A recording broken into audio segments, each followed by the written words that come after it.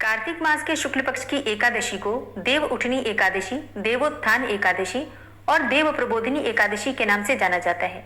शास्त्रों के अनुसार आज के दिन यानी कि देव उठनी एकादशी के दिन भगवान श्री हरि विष्णु 4 मास की योग निद्रा से जागृत अवस्था में आते हैं और जब तक भगवान श्री हरि विष्णु योग निद्रा की अवस्था में होते हैं यानी कि आषाढ़ मास की देवशयनी एकादशी से लेकर और कार्तिक मास की शुक्ल पक्ष की देव उठनी एकादशी तक पूरे 4 मास जो होते हैं जिन्हें चातुर्मास कहा जाता है, इस समय में किसी भी प्रकार के शुभ और मांगलिक कार्य नहीं किए जाते। सनातन धर्म में चातुर्मास में विवाह, जनेऊ, मुंडन, गृह प्रवेश ये सभी कार्य वर्जित माने गए हैं।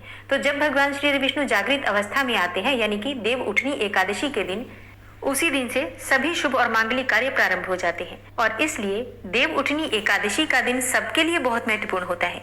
तो आज की वीडियो में आप जानेंगे कि देव उठनी एकादशी साल 2024 में कब है, एकादशी की तिथि कब प्रारंभ हो रही है, कब समाप्त हो रही है, व्रत हमें कब धारण करना है और पारण का यानी कि व्रत खोलने का शुभ मुहूर्त क्या है। इस दिन हमें किस प्रकार से भगवान श्री विष्णु की पूजा आराधना करनी चाहिए, किन मंत्रों का जप करना चाहिए, कौन से उपाय करने चाहिए और तुलसी का विवाह कब करना है, ये सारी जानकारी आपको आज की वीडियो में मिलने वाली है। तो बहुत महत्वपूर्ण है आज की वीडियो, पूरा जरूर देख लीजिए। अच्छी लगे वीडियो तो लाइक भी जरूर कीजिए क्योंकि आपके लाइक्स, आपके कमेंट्स मेरे लिए बहुत महत्वपूर्ण होते हैं।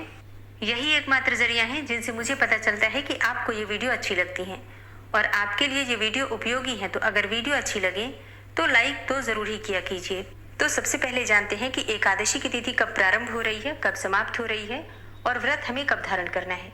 लेकिन हाँ, अगर आप आंवला नवमी का व्रत करते हैं, आंवला नवमी का व्रत और पूजन करते हैं तो आंवला नवमी और छठ महापर्व की वीडियो चैनल पर अपलोड हो चुकी है, जरूर देख लीजिए। कार्तिक मास के शुक्ल पक्ष की एकादशी तिथि प्रारंभ हो रही है 11 नवंबर 2024 को शाम को 6:46 पर और समाप्त होगी अगले दिन यानी कि 12 नवंबर को शाम को 4:04 पर। ऐसे में सूर्योदय कालीन तिथि के अनुसार व्रत रखा जाएगा 12 नवंबर 2024 को, दिन होगा मंगलवार का। अब बात करें तुलसी विवाह कब करना है तो देखिए, बहुत से स्थानों पर जब भगवान श्री विष्णु एकादशी के दिन जागृत अवस्था में आते हैं तो जागते ही भगवान श्री विष्णु ऐसा कहा जाता है कि तुलसी को ही याद करते हैं। हरिवल्लभा तुलसी सबसे पहले परम प्रिय मानी जाती है उनकी, इसलिए उनका विवाह संपन्न करा दिया जाता है शालिग्राम स्वरूप का और तुलसी का देव उठनी एकादशी के दिन ही। लेकिन बहुत से स्थानों पर द्वादशी के दिन ये विवाह संपन्न कराते हैं। ऐसे में जो भक्त एकादशी को विवाह संपन्न करवाते हैं वो 12 नवंबर 2024 को तुलसी विवाह करेंगे और जिनके यहाँ द्वादशी के दिन ये विवाह संपन्न करवाया जाता है वो 13 नवंबर को तुलसी विवाह करेंगे। ठीक है, तो इसमें किसी भी प्रकार का कोई संशय नहीं है। मतलब देखिए, शास्त्रों में कहा गया है कि अगर आप तुलसी विवाह एकादशी को नहीं संपन्न करवा पाते हैं तो ऐसे में द्वादशी को भी कर सकते हैं या फिर द्वादशी से लेकर पूर्णिमा तक किसी भी दिन कर सकते हैं। जैसे कि मान लीजिए कोई पीरियड्स में हो या फिर आप किसी और स्थान पर हो और फिर एकादशी के बाद आप अपने घर में आते हैं तो ऐसे में पूर्णिमा तक, कार्तिक पूर्णिमा तक भी तुलसी विवाह आप संपन्न कर सकते हैं। ठीक है, तो मतलब एकादशी से, मतलब देव उठनी एकादशी से लेकर और पूर्णिमा तिथि तक किसी भी दिन तुलसी का विवाह आप कर सकते हैं। अपनी सुविधा के अनुसार आप देख सकते हैं। वैसे सबसे श्रेष्ठ होता है एकादशी के दिन तुलसी विवाह करना, क्योंकि ऐसा कहा जाता है कि जब भगवान श्री विष्णु जागृत अवस्था में आते हैं तो सबसे पहले हरिवल्लभा तुलसी की ही पुकार सुनते हैं और तुलसी और शालिग्राम के विवाह के बाद ही जो मांगलिक कार्य होते हैं वो प्रारंभ होते हैं। अब बात करें पारण के शुभ मुहूर्त के बारे में तो देखिए, एकादशी व्रत का पारण हमेशा द्वादशी तिथि में किया जाता है और द्वादशी तिथि प्रारंभ हो रही है 12 नवंबर को शाम को 4:05 पर और समाप्त होगी 13 नवंबर को दोपहर में 1:01 पर। ऐसे में पारण का शुभ मुहूर्त आपको प्राप्त हो रहा है 13 नवंबर को सुबह 6:42 से लेकर सुबह 8:51 के बीच में। अगर आप पारण करते हैं तो इसे शुभ माना जाएगा। अच्छा, हरिवासर की समाप्ति हो जाएगी 12 नवंबर को रात्रि में ही, तो आप सुबह सूर्योदय के बाद अपनी व्रत खोल सकते हैं, पारण कर सकते हैं। तो साल 2024 में एकादशी का व्रत रखा जाएगा 12 नवंबर 2024 को, दिन होगा मंगलवार का। और शास्त्रों में कहा गया है कि अगर आप वर्ष भर में किसी एकादशी का व्रत नहीं करते हैं, मतलब किसी भी एकादशी का व्रत आप नहीं कर रहे हैं, तो भी आपको देव उठनी एकादशी का व्रत जरूर करना चाहिए, क्योंकि इस दिन भगवान श्री विष्णु जब जागृत अवस्था में आते हैं तो जो भी भक्त उनकी पूजा आराधना करते हैं, उनके मंत्रों का जप करते हैं या फिर उनकी प्रसन्नता के लिए, उनकी कृपा की प्राप्ति के लिए इस व्रत को धारण करते हैं, भगवान श्री विष्णु उनकी मनोकामना अवश्य पूर्ण करते हैं। तो ये एकादशी बहुत महत्वपूर्ण है। अगर आप कोई भी एकादशी नहीं करते हैं तो भी आप देव उठनी एकादशी का व्रत कर सकते हैं। सिर्फ देव उठनी एकादशी का व्रत भी आप कर सकते हैं।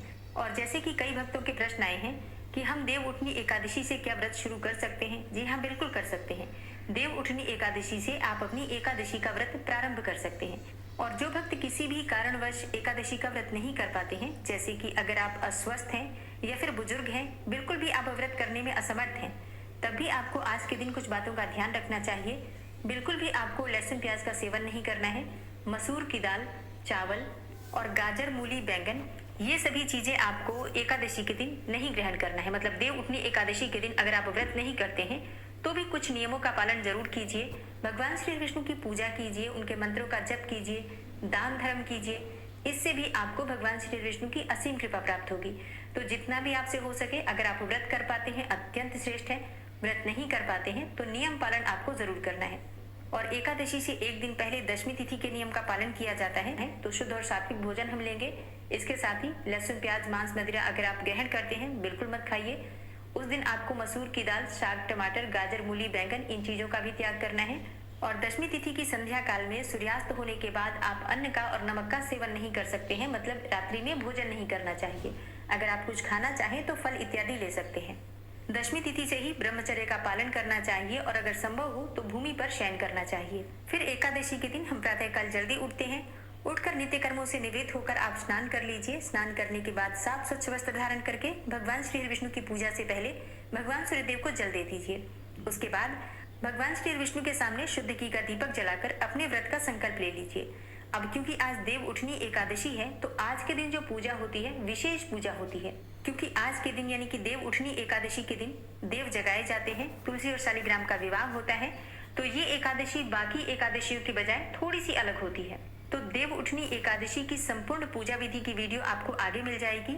अभी के लिए बस आप इतना जान लीजिए कि आपको अगर देव उठनी एकादशी का व्रत धारण करना है तो साल 2024 में एकादशी का व्रत रखा जाएगा 12 नवंबर 2024 को। दिन होगा मंगलवार का। आप सभी को मेरी तरफ से देव उठनी एकादशी और तुलसी विवाह की मंगल शुभकामनाएं।